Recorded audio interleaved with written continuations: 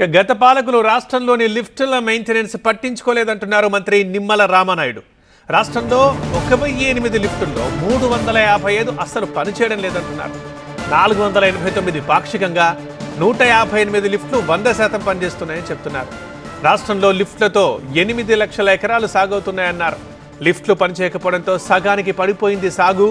కూటమి ప్రభుత్వం వచ్చిన తర్వాత లిఫ్టులు అండ్ ఓఎంఎస్ కోసం నిధుల్ని కేటాయించామని చెప్తున్నారు మంత్రి నిమ్మల.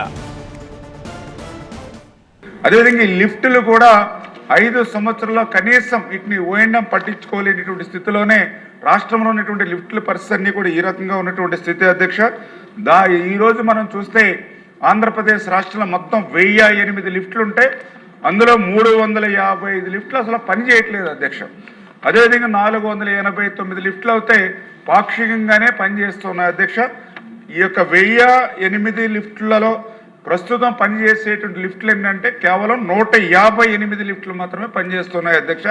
ఇది 19, 24, 5 సంవత్సరాల వాళ్ళ పాలన పాపం ఫలితం ఈరోజు మనకు కనిపిస్తూ ఉంది.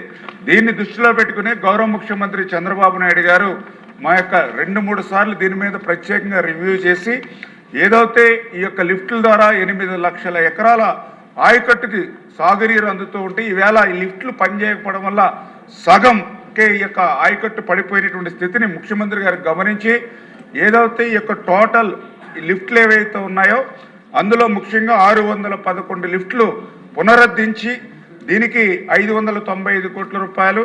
అదేవిధంగా రైతులే కాకుండా మనం పునరుద్ధరించిన తర్వాత ఒక 5 సంవత్సరాల పాటు ప్రభుత్వమే వీటిని ఓఎండం నిర్వహించేటువంటి విధంగా మరి ప్రతిపాదనలు సిద్ధం చేయమని చెప్తే ఆ రకంగా పునరుద్ధరించడానికి 595 కోట్ల రూపాయలు, 5 సంవత్సరాలు మెయింటెనెన్స్ కోసం 765 కోట్ల రూపాయలతోటి మరి ఈవేళ ఈ యొక్క ప్రభుత్వానికి ఆర్థిక శాఖకు కూడా ప్రతిపాదనలు పంపించడం జరిగింది అధ్యక్ష.